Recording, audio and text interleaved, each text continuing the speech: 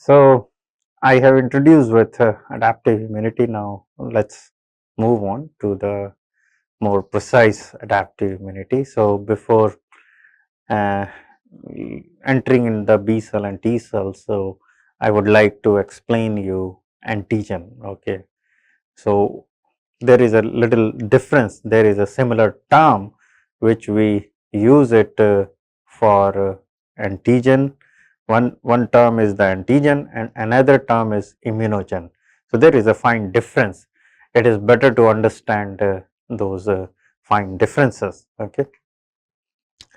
So there is a the term known as immunogenicity or antigenicity. It is basically derived from the immunogen and antigen. So immunogen is associated with immunogenicity, antigen is associated with antigenicity. So what is immunogen? So immunogen is basically it induces the immune responses such as mainly the production of antibody, okay, that we call it as a immunogen. So what is antigen? That's an obvious question, right? So antigen is not necessarily induce the immune response, okay, as such, okay, but it can induce immune responses if it is appropriately modified. So I will explain you there is a little fine difference. For example, if you have a rabbit, okay, and if you inject the ova albumin, a protein ova albumin in the rabbit, then that will produce the antibody against ova albumin, okay. But on another hand, if you inject some very small molecule, for example, aniline, okay, and if you or very small molecule, for example, if you inject say some hormone, okay, the hormone which is not produced by the rabbit, if you inject a small molecule steroid hormone, okay, then there will be no development of antibody, okay. Okay. So now you can understand this small molecule is an antigen, it is foreign to the rabbit. Okay, you may confused with this hormone molecule.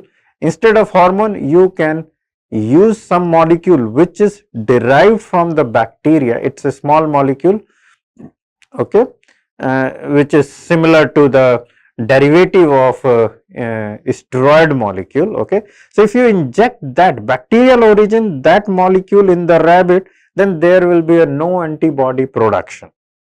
But this is a foreign, right? So this is an antigen. This is not inducing appropriate immune response, or in another word, it is not inducing the antibody production, okay. So this molecule we categorize as a antigen, okay.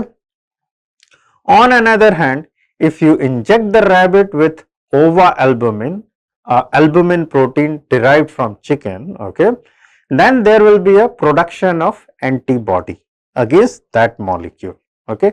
So that OVA is immunogen, okay. This can induce the appropriate immune response, okay. But if you modify this molecule, the small steroid molecule which is derived from the bacteria, or the hormone molecule which is originated from different animal or different host, okay, then if you modify this molecule, or modify means if you attach this molecule with some bulky protein, then if you inject it in the rabbit, then you can make an antibody against this small molecule, okay. And before modification, this small molecule we also call it as a heptane. As you can see in this slide, there is a term known as heptane, okay. So heptane is basically an antigen, but it cannot induce the immune response, the antibody production. Okay, so that's why we call it as a hapten. And there is a one more term known as carrier, okay, which I will explain you in subsequent slide. So here you can see that hapten. What is hapten? Hapten is a too small molecule. It's the molecular weight is too small, okay, but it lacks the immunogenicity. It is foreign, but it cannot induce the immune response. Okay, if the hapten is coupled with some bulky group, as I have explained you, a carrier protein, then if you inject this conjugated molecule into the into the appropriate host, then you can induce the immune response. Okay. So when you will do this thing, then hapten carrier conjugate, if you inject this hapten carrier conjugate into the appropriate animal, then there is a development of variety of antibody, and these antibody could be specific against the hapten molecule. This is a one. Another is there will be an antibody which is generated against carrier molecule, the bulky group or the bulky protein. Okay, and the third one is the antibody can be generated against this junctional point, okay, which is in between hapten and carrier molecule. Okay, so this carrier and hapten molecule, once it is basically injected, then these kind of antibody can be generated. Okay, here this is a very simple schematic. Here you can see that hapten is a too small molecule. Okay, and this too small molecule can not induce the immune response, and if it is attached with the carrier molecule, then there will be a hapten carrier conjugate, and if you inject this hapten carrier conjugate into the animal, then there will be a development of antibodies. Okay, I have another schematic. With that, the things will be far more clear. Here you can see that there is a small molecule hapten, okay, and when it is injected, then there will be a no antibody production. Here you can see there is a ELISA. Okay, this is a technique by which you can measure the antibody against your molecule.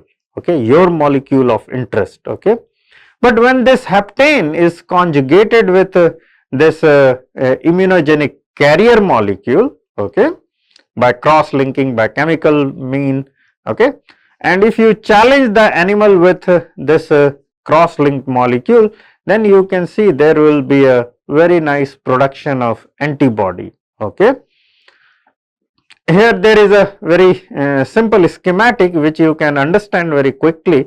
There is a carrier molecule which is shown in blue color, and there is a hapten molecule which is shown in red color. Okay, it's a triangular form, and here you can see you can get the antibody against all kind of these surfaces. You can get the antibodies against hapten, you can get the antibodies against carrier molecule, you can get the antibody against both the hapten and carrier molecule. Okay. Now, why I am talking too much about this hapten, why it is so important? So, try to understand this hapten is very important. Particularly, it is very much important in order to develop the diagnostics. Okay, the estimation of the vitamin, okay, in the sample, in biological sample, how you will estimate the amount of particular small molecule. For example, it is vitamin, it could be some low molecular weight hormone. So, all these things is possible if you understand this hapten carrier biology. Okay. So, basically these diagnostic use the specific antibody against these small molecule, and the antibody is basically generated when they are conjugated with some carrier molecule, and they play a very important role in diagnostic. Okay. For example, estimation of some very low low amount of hormone, okay, like probably you may know that there is a T3, T4, TSH, okay, TSH is a still bigger molecule, T3 and T4, okay. There is a estimation of some vitamins, for example, vitamin D, vitamin B12, all those things are possible by this kind of uh, chemistry as well as biology or a simple immunology, okay. So, this haptane biology is very important, okay. Now, I will take you or I will demonstrate you that adaptive immunity is highly specific, okay, by this simple experiment. This experiment was basically conducted by Landerstein, okay, Carl Landerstein in 1962, and the aim of this thing, that here you can see at the bottom the specificity of serological reaction. So, here you will see the antibody is highly specific, okay. So, what he has done, he performed a very simple experiment, okay. What he has done, he conjugated these organic entities. Here you can see that this is amino benzene, which is aniline, okay. You know very well if you have studied the chemistry, and I am sure you have studied the chemistry, okay. He also immunized the different group of animal with this orthoamino benzoic acid, meta-amino benzoic acid and para-amino benzoic acid. So, there are 4 groups of animal, okay, and each group received this particular molecule which is tagged with some carrier molecule, okay, and then he produced the antibody, okay. When he produced the antibody, he wanted to check the specificity. Here you can see that the antibody which is produced against that particular species reacted with only that species, not with another species, okay. For example, the antibody produced against aminobenzene can react with only aminobenzene, not with orthoamino benzoic acid, meta-amino benzoic acid or para-amino benzoic acid, okay. This is highly specific, okay. Similarly, he performed this experiment, he tested this cross reactivity. Now, the conclusion from this experiment is very beautiful, okay. If you, this is very simple experiment, but conclusion is very very interesting, okay. Here there is a very little change in the structure, okay, and this little change in structure do not cross react with the antibody. For example, the antibody which is generated against for example orthoamino benzoic acid cannot react with meta-amino benzoic acid. There is a little, very little subtle difference in the structure, okay, in 3-dimensional. But this 3-dimensional little change in the structure can distinguished by the antibodies. The antibody which is produced against this orthoamino benzoic acid cannot react with either meta-amino benzoic acid or para-amino benzoic acid or this aminobenzene or aniline, okay. So, this is a very important conclusion that suggests that adaptive immunity is highly specific. If you have some protein, okay, and if you make some amino acid change and the antibody which is produced against that particular antibody, so all antibody will not react with the change protein, okay. And this is the distinguishing feature when the individual is infected with different strains of microbe, okay. So, our immune system can recognize, okay, and this is used by the pathogen, okay. So, pathogen can evade the immunity by making small changes, because our immunity is highly specific. So, once there will be a change in some surface protein, then the immune response which is generated against previous strain will be not so useful, okay.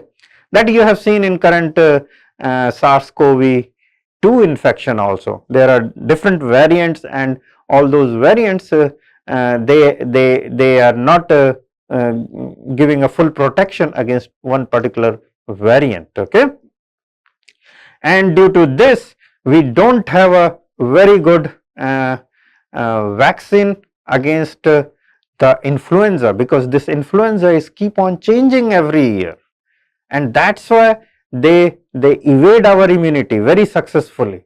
And some of the strains, due to making these changes, they can be more fatal. Okay, they can cause even death. Okay, so it is very important to keep an eye on these episodes of infection which is happening all over the world, and there is a way that we can make some kind of we can engineer those changes in one pathogen, and then we can use it for vaccination. Okay, so this is all about the antigen, and in next session I will take you further about the antibodies. Okay, here I am stopping this session, and we will see you in next session. Thank you.